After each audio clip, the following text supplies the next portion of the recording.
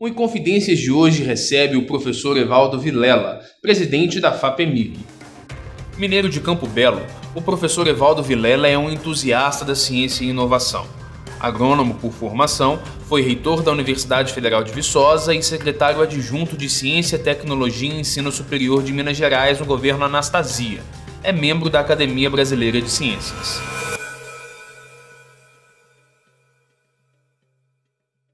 Professor Evaldo Vilela, muito obrigado por nos receber aqui na sua casa, FAPEMIG, e por falar conosco no Inconfidências. É um prazer recebê-lo. É um prazer muito grande falar com você, falar com os nossos ouvintes. Muito importante a questão da ciência, tecnologia e a inovação hoje, né, no nosso país. Então é uma satisfação. A FAPEMIG está aberta à imprensa, está aberta ao diálogo. Que ótimo. Então já vamos começar o nosso bate-papo. Ainda rege o imaginário popular a figura do cientista como aquela pessoa complexa, meio maluca, enfim. É um estereótipo muito bem definido. A ciência, os assuntos da ciência e da tecnologia ainda estão muito descolados da realidade do dia a dia das pessoas? A ciência está muito próxima hoje à solução dos problemas da sociedade, ao bem-estar das pessoas. Mas você está certo, o imaginário popular ainda tem essa figura do cientista como um cidadão fora de linha, fora de série, com a língua para fora, o cabelo arrepiado, né? É a figura do Einstein, né? Mas isso já passou muito, né? Hoje a ciência, ela ampliou muito os seus quadros. Nós temos hoje, só na UFMG, aqui em Belo Horizonte, nós temos aí mais de 3.000 cientistas, né? E o que está faltando, que você tocou nesse aspecto também muito importante, é o diálogo com a sociedade entender o papel do cientista e acreditar no cientista brasileiro, né? Porque normalmente as televisões mostram o cientista americano, né? O europeu, o japonês, chinês. Então cria muitas vezes no imaginário popular também que cientista está lá fora, não está no Brasil, né? E isso é muito ruim, porque nós vivemos hoje no mundo do conhecimento. A economia do conhecimento, a economia que se move através da tecnologia, através da inovação. E tudo isso depende da ciência, porque é o conhecimento novo.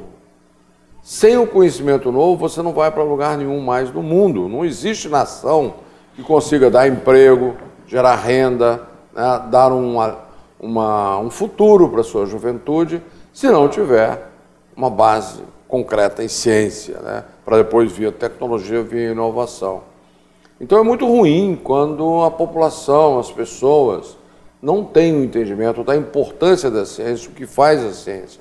Por isso programas como esse aqui são espetaculares, né? A FAPEMIG hoje, eu diria que a prioridade dela é essa, né? De comunicar com a sociedade, mostrar aonde está indo o dinheiro público que nós recebemos, de impostos do cidadão, e aqui ele é muito bem aplicado. Ele é aplicado em quem tem competência para desenvolver ciência, desenvolver conhecimento novo e aplicar esse conhecimento novo. Me parece, a partir da sua resposta, que nós temos uma geração, então, que está num momento bom. Que é uma geração que está criando muito, que está tentando... Que quer experimentar demais. Exatamente. E aí isso me lembra algumas polêmicas que têm acontecido agora. Eu vou citar uma que não tem a ver com a indústria, mas tem a ver com o processo de inovação que gerou o que as pessoas chamam de uma ação disruptiva. Que é, por exemplo, o caso dos aplicativos de carona compartilhada, que é o nome oficial. A inovação tem mesmo esse caráter disruptivo. Absoluto. E a gente está preparado para toda essa movimentação? Não tem como você preparar uma sociedade para uma inovação. A inovação vem, ela surge, ela aparece como oportunidade.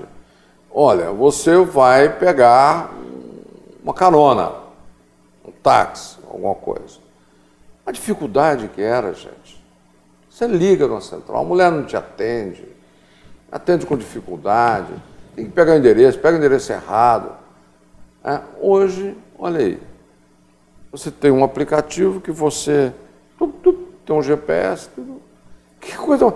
A gente precisa viver mais simples, a gente precisa ter uma vida melhor, a gente precisa tirar as dificuldades da vida. A vida não está piorando, ela está melhorando, graças à inovação. Doenças que não se curavam, hoje se curam. Né? Olha quanto tempo a gente está vivendo, muito mais do que no passado. Tem Alzheimer? Tem, está sendo curado pela inovação daqui a pouco. Então nós temos que... A inovação, ela é a materialização da esperança. As pessoas têm uma esperança de vida melhor. A vida hoje é muito melhor do que no passado. Isso é óbvio, porque as pessoas não viveram na década de 40, né? Não viveram na década de 50 no Brasil. O Brasil, na década de 70, importava alimento. Eu sou do tempo ainda que minha mãe fazia um empadão e eu ia no mercado, no armazém, comprar petit pois. Petit pois é ervilha, porque era francesa. O Brasil não produzia ervilha em lata na década de 70. Por que o Brasil produz hoje? Por causa da inovação. Porque nós temos hoje uma agricultura tropical ou tropicalizada com base na inovação, que as universidades e a Embrapa fizeram. Então, não tem como você dizer, agora nós vamos preparar o país para receber um aplicativo. Não existe isso, a vida é contínua. O senhor tem o privilégio, vou usar essa expressão, de ter participado e estar ainda, né, em gestões diferentes. O senhor foi secretário adjunto da Secretaria de Ciência, Tecnologia e Ensino Superior na gestão do PSDB e agora na gestão do PT está à frente da FAPEMIG. Isso lhe dá uma visão, no mínimo, mais ampla de todo o processo. Tem sido o lugar da ciência, tecnologia e inovação em Minas Gerais tem sido bem determinado? Tem. E o partido da ciência e tecnologia é muito forte. Partido da ciência, tecnologia e da inovação. Né? É um partido forte porque ele não tem lado. Né? O lado dele é o desenvolvimento, o lado dele é a aplicação, é tudo isso que nós falamos aqui. Né? E a ciência, ela tem um método científico, isso aqui é interessante. Né? Ela tem um método de você buscar a verdade, e a verdade sempre aparece uma nova verdade. Né? Então, é um método científico, a iniciação científica ensina isso muito bem nas universidades, e isso nos dá essa condição de foco maior na ciência do que foco na ideologia. Né? Então, nós podemos, cientistas, eu sou da Academia Brasileira de Ciências, sou pensador do CNPq, estive na bancada há quase 30 e poucos anos, né? Em bancada de laboratório, produzindo um artigo científico e tudo. Então, isso nos dá a condição de ficar do lado da ciência e da tecnologia para que ela possa ser um instrumento que tem sido na Coreia, tem sido na China, tem sido nos Estados Unidos, tem sido em outros lugares, um motivo de melhoria da qualidade de vida das pessoas, que é o grande trunfo, né, de todas as nossas carreiras, é de favorecer o bem-estar da sociedade. Agora, eu tenho falado muito da questão de governo porque é essencial que o governo faça isso, né? Se o governo não faz essa parte, fica muito difícil. Fica muito difícil as pessoas, as instituições, as universidades, as federações das indústrias, cada um fica no seu canto, fazendo bem feito, mas sem articulação. Ao Estado compete fazer essa articulação, criar essa mania, né, de desenvolvimento a partir da ciência e tecnologia, a partir da inovação. Pensando ainda nessa relação com o Estado, bom, a FAPEMIG recebe um repasse constitucional do Estado, que é 1% da renda líquida do Estado. Mas, eventualmente, agarra alguma coisa nesse repasse. No final do ano passado, na transição do governo, a conta não bateu, no começo do governo do Pimentel também a conta não bateu, enfim. Os governos, aí não só de Minas, mas os governos, a partir dessa sua experiência, investem e apoiam devidamente a ciência e tecnologia? Apoiam. O problema que a gente ainda vive é exatamente esse. Para que serve a ciência e tecnologia? Muitas vezes, nos governos, independente de partido, você encontra pessoas em alto escalão que acham que o dinheiro da FAPEMIG é apenas para satisfazer o desejo de professores universitários, da universidade alta, e que isso não leva a nada. Então, essa cultura não científica do brasileiro, ela ainda é forte.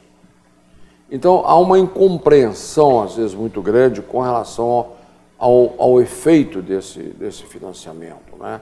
Mas, cada dia mais, a gente está ganhando adeptos, porque as pessoas estão vendo que o mundo hoje gira em torno do conhecimento. E o conhecimento se faz através desse processo. E o processo da pesquisa, né? Perdão, a pesquisa científica, não um processo, mas a pesquisa científica, ela segue um caminho que as pessoas não conhecem, a maior parte das pessoas. Ele não é assim, ele é demorado, os resultados não saem de uma hora para outra, as aplicações não saem. Então, por isso que a gente fala muito essa coisa da mania, que você vai levando um monte de projeto e uns vão dando resultado, outros vão dando. É isso que nós precisamos, entendeu? E não só um caso aqui, um caso ali, mas todos eles serem bons casos, né? E nós temos condições hoje, porque a FAPEMIG, tanto a FAPEMIG quanto o CNPq, CAPES, investiu muito nos últimos anos na consolidação de um sistema estadual e nacional de ciência e tecnologia. Isso está maturando agora. A gente espera que nessa crise não haja uma interrupção, que seria fatal para o sistema, né? Mas você disse, no governo passado, a FAPEMIG teve um bom apoio. No último ano do governo passado, nós tivemos dificuldade de receber os recursos, não recebemos o 1%, né? Dada a crise já se iniciava, não sei bem o que foi, mas o certo é que não recebemos.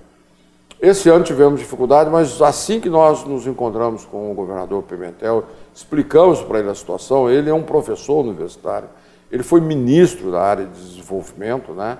Então ele logo entendeu e eu percebo hoje uma aceitação muito grande do programa da FAPEMIG por parte do governo e uma boa vontade de nos atender. É claro que a crise, a arrecadação de Minas está caindo, isso nos afeta, né? Mas nós temos hoje um diálogo muito bom com o governo de Minas, esperamos continuar e estamos muito imbuídos do propósito, focados em dar resultados para o governo e para a sociedade. Recentemente, o senhor, na divulgação da assinatura de 2 documentos importantíssimos, um inclusive sobre os parâmetros de divulgação, de comunicação dos resultados de pesquisa científica, o senhor disse que a nossa crise é mais, e me permita ler, é mais cognitiva do que econômica ou política. Sendo assim, é mais fácil ou mais difícil resolver? É mais difícil de resolver porque eu acho que a crise política ela se resolve. Mais cedo ou mais tarde ela se resolve. A crise econômica é um pouco mais difícil, mas ela depende da crise que eu chamo de cognitiva, porque é uma questão da inteligência, é uma questão do aprendizado, né? As pessoas, às vezes, pensam muito pequeno nessa questão da crise econômica e procuram soluções que não são as soluções que o mundo está procurando, né? Então, a crise cognitiva, ela nos mostra muito bem que o Brasil, muitas vezes, está muito longe do mundo, sabe? Não está acompanhando o mundo, né? Não está aprendendo, né? Que o caminho é o conhecimento, é a economia do conhecimento, é a nova economia, né? É você criar empresas, é você apoiar as startups, mas não é apoiar 30 startups, é apoiar 2.500 startups, né? Para você ter 100 grandes empresas. É o modelo que gerou a Microsoft, é o modelo que gerou a Apple, é o modelo que gerou... O modelo Vale do Silício. Né? E é o modelo da Coreia, quer dizer, não... Agora, nós somos capazes de fazer isso, esse aqui é o problema. Muita gente acha que nós não somos capazes. E a prova está que só esse ano, daqui de Belo Horizonte, que eu contei, só que eu contei, nós já perdemos aí uns 8 talentos. Agora, antigamente a gente perdia o talento. Hoje nós estamos perdendo o talento com o ativo que está levando, que é a pequena empresa. Uma empresa de um estudante nosso da Federal de Viçosa, que fez toda a carreira dele em Viçosa, foi fazer um doutorado em Cornell. Só esse menino, só a empresa dele foi vendida essa semana agora, e ele obviamente não vai ficar no Brasil, foi vendida nos Estados Unidos por R$1,5 bilhão para Roche, o laboratório Roche. Quer dizer, Isso podia estar aqui. Não vai estar aqui. Me parece, então, que um dos maiores desafios tem a ver com a relação entre escola, universidade, empresa, instituto de fomento, enfim, essa relação ainda é tensa. Como é que desfaz esse nó? Por isso que a gente sempre volta na questão das políticas públicas, né? O governo foi feito para isso, né? O governo é exatamente o local, o mecanismo que nós temos na sociedade de modificar a sociedade para melhor, né? Porque as pessoas individualmente olham muito o seu mundo. Elas, um ou outro consegue fazer mais do que olhar o seu mundo. Mas o governo existe para olhar o todo e fazer esse todo funcionar melhor, né? Fazer com que as inter-relações... E essa é uma das crises também que a gente vive, né? A crise da inter-relação. A questão da informática, da biotecnologia, da medicina, nós estamos resolvendo. Agora, das pessoas se relacionarem melhor, esse é um baita problema, né? E estamos caminhando pouco nisso daí. Temos estudado pouco essa questão. De como que um país funciona melhor com todos os seus segmentos trabalhando junto. Isso é difícil. Não tem país que faz isso fácil. Mas tem país que faz. E tem que fazer. E os governos têm que fazer isso. O senhor já citou aqui algumas das suas atividades. E eu quero relembrar algumas porque eu acho que vai ser importante para a gente entrar nessa pergunta. O senhor faz parte da Academia Brasileira de Ciência, do CNPq, o senhor foi professor universitário, foi reitor na Universidade de Viçosa, na ponta da educação, foi para a ponta da gestão pública na política como secretário adjunto e até interino da pasta estadual de Ciência, Tecnologia e Inovação, e agora à frente da FAPEMIG, e antes já exercia uma diretoria. Então o senhor costurou várias pontas desse processo. E eu estou dizendo isso porque me parece agora que, e isso já ficou claro também na nossa conversa, que a educação, ou as questões que envolvem ciência, tecnologia e inovação em interface com a educação, são o grande centro das discussões da FAPEMIG, a grande ênfase da FAPEMIG para esse tempo. Que pista isso dá? Qual é a mensagem? E a gente está falando de tornar pública a mensagem da ciência. Que mensagem a FAPEMIG torna pública ao dizer o nosso foco é a educação, sobretudo educação básica, né? Porque também tem essa questão de ensino da ciência. É exatamente isso. O nosso foco é o foco das pessoas que pensam, não só a FAPEMIG, mas as instituições e as pessoas que querem um Brasil melhor, o foco é a educação. Você não vai para lado nenhum. Agora, no estágio que nós chegamos, eu desenvolvo um raciocínio de que a educação talvez esteja ainda longe da gente alcançar o que a gente precisa. Mas não vamos nos desesperar. Porque nós chegamos num estágio na educação no Brasil que é lamentável, eu diria. Né? Nós tínhamos que estar muito mais avançados na questão da educação. Né? Agora, eu desenvolvo um raciocínio com vários colegas meus de que o importante hoje é o aprendizado. Nós tínhamos que fazer, não importa como a educação está. Tá? É muito difícil construir um país, uma educação, realmente nos moldes que é preciso hoje. É um sonho, eu diria. Mas a realidade é ensinarmos os nossos jovens a fazer coisas. Nós não estamos ensinando. Pega um menino aí de 13, 14 anos e entrega para ele um prego de ferro, entrega para ele um negócio de plástico, entrega para ele um negócio de materiais. Ele não vai saber distinguir para você o que é ferro, o que é plástico, o que é cobre, o que é... Ele não sabe, ele não conhece materiais. Então, para falar em educação daqui a pouco, vamos primeiro falar em aprendizado. Ensinar as pessoas a fazer coisas. Tá certo. Professor presidente, muito obrigado, foi um prazer. A gente podia conversar aqui por muito tempo, porque esse empolgado, você desculpa aí se eu passei da conta aí em algumas coisas, mas a vontade de contribuir é muito grande. Esse é o espírito da FAPEMIG, né? Enfrentar as dificuldades, sempre acreditando que a gente tem um país maravilhoso, temos pessoas maravilhosas, e é uma questão da gente... O Brasil é muito novo, né? Na verdade, se a gente pensar bem, o Brasil aí no início do século passado, né, era um país ainda, era uma fazenda, né? Então, um país muito novo, que não tem muita comparação. Eu acredito muito no Brasil, no brasileiro, na juventude brasileira. Agora, é preciso a gente agir rápido, né? Porque o mundo hoje, a velocidade é grande, né? E daí essa ansiedade que a gente tem, que acaba aparecendo na fala da gente aqui com muita ênfase. Eu peço desculpas aí. Imagina, foi um prazer conversar com o senhor. Agradeço muito por ter nos recebido aqui. Desejo mais sucesso ainda na FAPEMIG e nesse mundo da ciência e da inovação. Que a gente consiga pelo menos aprender um pouco. Tá certo. Muito obrigado. Eu agradeço. Tá bom. Para você que nos acompanhou no Inconfidências, também muito obrigado. Nós voltamos na semana que vem com mais uma entrevista para você. Um abraço e até lá.